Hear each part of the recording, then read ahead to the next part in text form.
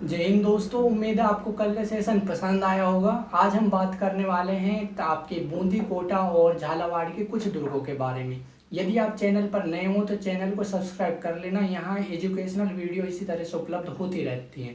ठीक है फ्रेंड्स, तो चलिए आज का सेशन शुरू करते हैं। सबसे पहले बात करते हैं हम तारागढ़ दुर्ग के बारे में। तो फ्रेंड्स, एक तारागढ़ दुर्ग पड़ता है आपके अजमेर में, जिसकी बात हमने पहले कर ली है। यदि आपने नहीं देखा है तो आप उस क्लास को देख सकते हो फ्रेंड्स। ठीक है, और हमने यहाँ आई बटन लगा दिया है। ठीक है फ्रेंड्स, फिर हम बात करते हैं अब बात की जाती है आपके तारागढ़ दुर्ग, जो कि बूंदी में है। जो तारागढ़ दुर्ग है, इसका नाम सबसे पहले बात करते हैं कि इसका नाम ही क्यों पड़ा तारागढ़। तो फ्रेंड्स, इसकी तारा जैसी आकृति होने के कारण ही इसका नाम पड़ा है तारागढ़ दुर्ग। फिर बात आती है कि इसका निर्माण किसके द्वारा कराया गया। तो तारागढ़ दुर्ग का निर्माण आपके कराते हैं बरसिंघाटा 1354 में। ठीक है फ्रेंड्स, अब ये बरसिंघाटा के बारे में काफ़ी इंटरेस्टिंग बात है फ्रेंड। जो आपके मेवाड़ के राणा लाखा होते हैं, उनके साथ इनका युद्ध होता है, और जो लाखा होते हैं उनके साथ युद्ध करते हैं आपके बरसिंघाटा, और दोनों भी जब युद्ध होता है तो विजय होती है आपके जो बरसिंघाटा होते हैं, तारागढ़ दुर्ग के राणा होते हैं। ठीक है फ्रेंड, जो शासक होते हैं।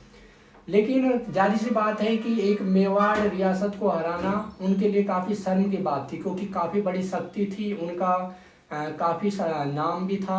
तो क्या करता है कि आपके जो मेवाड़ के राणा लाखा होता है, उसे ये बात सहन नहीं होती। वो क्या कराता है, जाहिर सी बात है असली दुर्ग को तो नहीं जीत पाया, लेकिन वो क्या कराता है, एक मिट्टी का नकली दुर्ग बनाता है।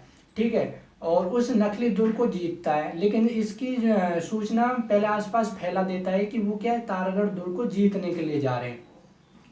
और इसी बात की सूचना लग जाती है आपके कुंभकर्ण हाड़ा को। तो जब कुंभकर्ण हाड़ा वहाँ पहुँचता है, तो कुंभकर्ण हाड़ा जो था इस दुर्ग को जीतने में मारा जाता है, और आपके जो राणा लाखा होते हैं उनकी जो इच्छा थी वो भी पूरी हो जाती है नकली दुर्ग की बनाकर। तो इसके पीछे रीजन ये भी था बनाने का, क्योंकि जो इज्जत बनी हुई है उसे बनाए रखना भी तो था ना मेवाड़ की। तो इसलिए राणा लाखा ने ये तरकीब सोची थी। ठीक है फ्रेंड, फिर बात आती है कि आपकी जो तारागढ़ दुर्ग है, इसमें कौन कौन सी तोपें हैं। तो एक तोप का नाम है गर्भगुंजन, और एक तोप का नाम है महाबला तोप। ठीक है फ्रेंड्स, फिर बात आती है कि जो आपके तारागढ़ दुर्ग है, इसी में 84 खंभों की छतरी भी है। अब ये जो 84 खंभों की छतरी है फ्रेंड्स, ये आपके पशु पक्षियों के चित्रण के लिए फेमस है। और इसका जो निर्माण कराता है वो कराता है शत्रुसाल सिंह, आपकी जो अनिरुद्ध सिंह की पत्नी थी धावाई देवी, उसकी स्मृति में। ठीक है फ्रेंड्स, फिर इसके अलावा हम बात करें कि जो आपके तारागढ़ दुर्ग है, इसके बारे में इतिहासकारों के क्या क्या कथन है। तो सबसे पहले हम बात करते हैं जो आपके रुडयार्ड किपलिंग है, वो क्या कहते हैं तारागढ़ दुर्ग के बारे में, कि इसका निर्माण भूत प्रेतों ने कराया है। फिर बात करें कि जो आपके कर्नल जेम्स टोड होते हैं, वो क्या कहते हैं इस दुर्ग के बारे में। तो कर्नल जेम्स टोड का कथन था कि जो रजवाड़ा के राजप्रसाद हैं, उनमें बूंदी के महलों का सौंदर्य स्पष्ट दिखता है। ठीक है, फिर अब यहाँ रजवाड़ा कहा गया था राजस्थान को, क्योंकि पहले रजवाड़ा ही कहा गया, राजस्थान अब कहने लगे हैं। ठीक है फ्रेंड, और ये कुछ बातें थी। साथ में एक बात ये भी आपके जो तारागढ़ दुर्ग है बूंदी के बारे में, कि जो आपके इसे गुप्त सुरंगों के कारण एक तिलस्मी किला भी कहा जाता है राजस्थान का। ठीक है फ्रेंड्स, तो उम्मीद है आपको जो तारागढ़ दुर्ग है इसके बारे में ये सारी बातें समझ आई होंगी। अब हम बात करते हैं जो कोटा है, कोटा दुर्ग के बारे में। तो कोटा दुर्ग जो है आपके कोटा में ही है। दूसरा, इसका जो निर्माण कराता है वो कराते हैं कि जो आपके बूंदी शासक होते हैं राव देवा, उनके पुत्र होते हैं जेतर सिंह। तो वो जेतर सिंह जो है कोटिया भील पर विजय प्राप्त कर लेता है, क्योंकि कोटिया भीलों में और आपके इन बूंदी जो थे आपके जेतर सिंह के बीच युद्ध होता है। तो इसमें जो जेतर सिंह था राव देवा का पुत्र, वो जीतता है। तो इसी जीत की खुशी में वो क्या कराते हैं, आपके कोटे के दुर्ग का निर्माण कराते हैं। फिर हम बात करें कि जो कर्नल जेम्स टोड है, वो इस कोटा के दुर्ग में के बारे में कहते हैं कि जो कोटा दुर्ग का परकोटा है वो आपके आगरा दुर्ग के बाद सबसे मजबूत है। ठीक है फ्रेंड, फिर इस कोटा दुर्ग के बारे में एक लास्ट बात और है कि जो आपके झाला हवेली है यहाँ पर, जो अपने भित्ति चित्रों के लिए फेमस है। ठीक है फ्रेंड्स, तो कोटा दुर्ग के बारे में हो गई हैं बातें, और हमने बूंदी के तारागढ़ दुर्ग के बारे में बात कर ली। अब बात करते हैं हमारे जो झालावाड़ डिस्ट्रिक्ट के जो दुर्ग हैं उनके बारे में। तो झालावाड़ डिस्ट्रिक्ट के बारे में हम सबसे पहले बात करते हैं कि जो आपका गागरोन दुर्ग पड़ता है उसके बारे में। तो जो गागरोन दुर्ग है इसका जो उपनाम है वो क्या क्या है फ्रेंड्स। तो सबसे पहले हम उपनामों के बारे में बात करते हैं। तो इसी को आपके गड़गड़ाटपुर भी कहा जाता है, डोडगढ़ कहते हैं और दुलारगढ़ भी कहते हैं। ठीक है फ्रेंड्स, अब हम बात करते हैं कि ये उपनाम जो है किस वजह से दिए गए इसे। तो सबसे पहले हम बात करेंगे जो गागरोन दुर्ग है, ये जो नाम दिया गया था वो दिया था आपके जो खींची राजवंश के संस्थापक थे देवी सिंह खींची। ठीक है फ्रेंड्स, उसके द्वारा दिया गया था आपके गागरोन नाम। फिर हम बात करें कि ये तो दिया गागरोन, फिर गड़गड़ाटपुर किसने दिया। तो जो आपके भगवान श्री कृष्ण जी हैं उन्हीं के पुरोहित थे आपके गर्गाचारी, तो उन्हीं के नाम पर पड़ा है आपका गड़गड़ाटपुर। फिर बात करें कि इसका नाम डोडगढ़ क्यों पड़ा।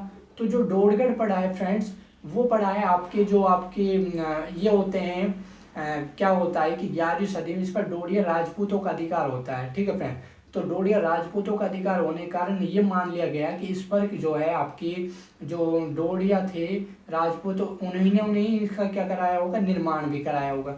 तो उन्हीं से पड़ा है इसका डोडगढ़ दुर्ग नाम। ठीक है फ्रेंड, अब बात आती है कि ये किन नदियों के संगम पर है, ये इंपॉर्टेंट बात है।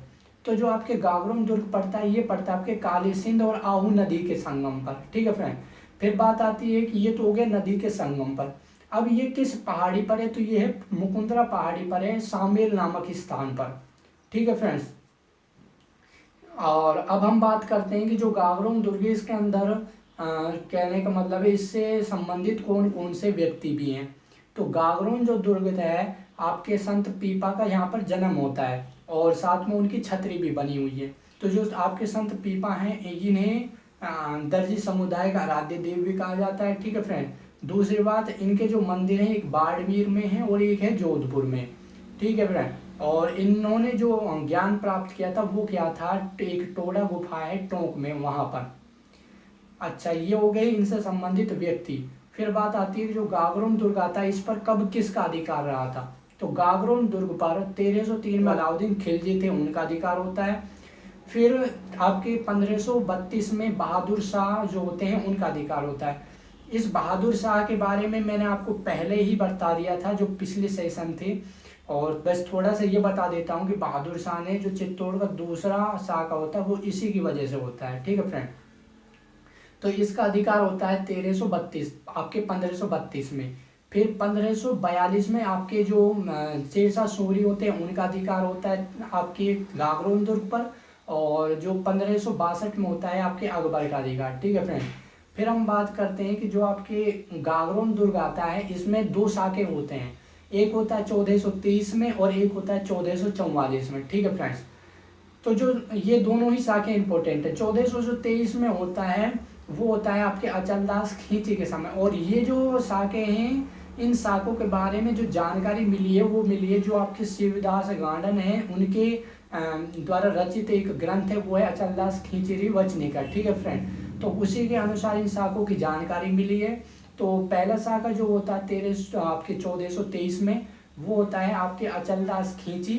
ठीक है, जो भोज के पुत्र हैं। ठीक है फ्रेंड, अचलदास खींची और होशंग शाह जो मांडू यानी मांडर जो मांडू है मालवा के शासक हैं आपके होशंग शाह, उनके बीच युद्ध होता है। महिलाओं का जो नेतृत्व करता है वो होती है आपके उन्मादे। ठीक है फ्रेंड्स, और फिर बात आती है अचलदास खींची करते हैं केसरिया सागर। ठीक है फ्रेंड, फिर हम बात करें जो 1444 में होता है वो किन किन के बीच होता है। तो 1444 का शाखा होता है फ्रेंड्स आपके जो अचलदास खींची थे इनके पुत्र थे। ठीक है फ्रेंड्स, पालन हंसी उनके बीच, और पालन हंसी और आपके जो महमूद खिलजी थे मालवा के उनके बीच होता है। ये महमूद खिलजी फर्स्ट है। ठीक है फ्रेंड्स, इनके बीच युद्ध होता है 1444 में, और जो महमूद खिलजी थे वही विजय होते हैं, और उस 1423 के में कौन होता है, होशंग शाह विजय होता है।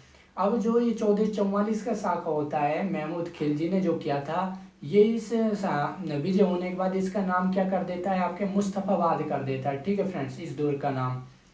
फिर यदि हम बात करें ये तो बात, और ये जो महमूद खिलजी है फ्रेंड्स, ये महमूद खिलजी मैंने आपको पहले जो सेशन थे उनमें भी बताया है कि जो आपके जो राणा कुंभा थे मेवाड़ के उनके साथ भी इसने युद्ध किया था, लेकिन तब ये 2 बार युद्ध किया था इसने कुंभा के साथ और दोनों बार हारे थे। और इन्हीं हार की खुशी में जो कुंभा होते हैं एक बार तो बनाते हैं आपके विजय स्तंभ और एक बार आपके जो कुशाला माता मंदिर उसका निर्माण कराते हैं। ठीक है फ्रेंड्स, फिर हम बात करें कि जो गागरोन दुर्ग है इसी में एक गिद्धकराई पहाड़ी है, ठीक है फ्रेंड, जो कि आपके कहाँ है, काली सिंध नदी पर पड़ती है। इसी पहाड़ी से क्या था कि जो कैदी होते थे उन्हें गिराकर मृत्यु दंड दिया जाता था, ठीक है फ्रेंड। फिर हम बात करें कि जो आपके गागरोन दुर्ग आता है इसी में क्या है कि एक पत्थरों की वर्षा करने वाली एक यंत्र है, ठीक है फ्रेंड, जो आज भी इसमें रखा हुआ है। इसके अलावा हम यदि बात करें इस गागरोन दुर्ग के बारे में फ्रेंड्स, तो सिर्फ इससे एक आपके जालिम कोट है जिसका निर्माण आपके जो कोटा रियासत के सेनापति थे झाला जालिम सिंह वो करवाते हैं, ठीक है फ्रेंड्स। तो मैंने आपको उपनाम बता दिए, कब किसका अधिकार रहा वो बता दिया, साथ में किस पहाड़ी पर है और किन नदियों के संगम पर है वो बता दिया। इसके अलावा इसमें कौन कौन से शाखे होते हैं और कब होते हैं फ्रेंड्स वो भी बता दिया। तो ये लगभग इसी में कुछ इंपॉर्टेंट बातें थी गागरोन दुर्ग के बारे में जो झालावाड़ में। अब बात आती है एक आपके बड़ी सादड़ी फ्रेंड, जो कि आपके झालावाड़ में ही पड़ती है। अभी जो बड़ी सादड़ी है फ्रेंड्स, इसके बारे में एक रोचक तथ्य ये है कि जो आपके जहांगीर होते हैं, ठीक है फ्रेंड्स, शहजादा सलीम अकबर के पुत्र, उनके पुत्र होते हैं आपके मतलब जहांगीर के पुत्र होते हैं खुर्रम, जिसे शाहजहां कहा गया है। तो वो क्या करते हैं कि विद्रोह के समय इस दुर्ग में जो बड़ी सादड़ी है इसमें क्या लेते हैं, शरण लेते हैं। शाहजहां के बारे में मैं कुछ फैक्ट बता देता हूँ आपको यहाँ पर कि जो शाहजहां होते हैं इन्होंने जो आगरा का ताजमहल होता है उसका निर्माण कराते हैं और लगभग 22 साल लगे थे आगरा के ताजमहल को बनने में। इन शाहजहां की पत्नी होती मुमताज जिसके याद में वो ताजमहल का निर्माण कराते हैं, ठीक है फ्रेंड। दूसरा कि भारत में जो स्थापत्य कला का स्वर्णकाल माना जाता है वो शाहजहां का ही समय माना जाता है, ठीक है फ्रेंड। तो ये हो गई आपके बड़ी सादड़ी जो दुर्ग है झालावाड़ में उसके बारे में। अब बात करते हैं कि आपके झालावाड़ में ही एक और आता है आपके झालावाड़ दुर्ग। इस झालावाड़ दुर्ग का जो निर्माण कराता है फ्रेंड्स वो कराता है आपके जो आपके मदन सिंह होते हैं फ्रेंड्स, उन्होंने कराया था लगभग 1791 ईस्वी में, ठीक है फ्रेंड। और जो मदन सिंह होते हैं इन्होंने 1791 में कराया था। साथ में जो आपके इसी में क्या है आपके मदन सिंह की सवारी भी है, शाही सवारी, साथ में आपके 36 भोज भी आ जाते हैं। इसके अलावा इसमें एक आ जाता है आपकी जो शाही इंद्र की सवारी भी है, ठीक है फ्रेंड। इसके अलावा जो आपके झालावाड़ जो दुर्ग है इसके जो कहने का मतलब है फतेहपुर जो सीकरी है यूपी में उसके महलों की तरह इनकी क्या है महल हैं बने हुए हैं, ठीक है फ्रेंड्स, इस झालावाड़ दुर्ग में। इसके बाद हम बात करते हैं आपके जो मनोहर थाना है दुर्ग, ठीक है फ्रेंड, वो भी आपके कहाँ है, झालावाड़ में। ये जो मनोहर थाना दुर्ग है फ्रेंड्स, इस मनोहर थाना ये कहाँ पर है मतलब किन नदियों के संगम पर है, तो परवन और जो आपके कालीखो पहाड़ी है आपके कालीखो जो नदी है उनके संगम पर है, ठीक है फ्रेंड्स। इसका जो था एक प्राचीन नाम भी था खाता खेड़ी, ठीक है फ्रेंड। और ये खाता खेड़ी इसे किस वजह से इसका निर्माण कराया था, भीलों ने, तो उन्होंने ही इसका नाम रखा था खाता खेड़ी, ठीक है फ्रेंड। तो ये लगभग झालावाड़ के दुर्गों के बारे में बात हो गई। मतलब एक तो हमने बात कर ली आपके गागरोन दुर्ग, एक बड़ी सादड़ी हो गई फ्रेंड्स, और एक हमने पढ़ लिया है इसके बारे में मनोहर थाना बारे में फ्रेंड्स, और एक आपके झालावाड़ में एक नवलखा दुर्ग भी पड़ता है फ्रेंड। ये जो नवलखा दुर्ग है, इस नवलखा जो दुर्ग था इसका निर्माण कराता है आपका जो आपके पृथ्वी सिंह होते हैं उनके द्वारा, ठीक है, 1860 में। और 1860 में निर्माण कराता है आपके पृथ्वी सिंह, ठीक है फ्रेंड। और इसे नवलखा जो नाम दिया गया था फ्रेंड्स वो दिया गया था कि इसके निर्माण में क्या था कि काफ़ी ज़्यादा पैसा खर्च हुआ था और ये जो दुर्ग है ये आज तक भी पूरा नहीं बन पाया, ठीक है फ्रेंड। तो इसी वजह से इसका नाम पड़ा था आपके नवलखा दुर्ग, ठीक है फ्रेंड। और मैंने आपके सामने स्लाइड लगा दी हुई है, आप स्क्रीनशॉट भी ले सकते हैं। और इसी तरह से मैंने लगभग सभी दुर्गों के बारे में जिस पढ़ा उसके बाद मैंने स्लाइड लगाई हुई थी, आप आसानी से स्क्रीनशॉट ले सकते हो, अपनी लैंग्वेज में भी लिख सकते हो फ्रेंड्स। तो ये कुछ आज के बारे में कुछ दुर्गों के बात थी। तो उम्मीद है आपको सेशन पसंद आया होगा फ्रेंड्स। तो आज के लिए सिर्फ इतना ही, धन्यवाद।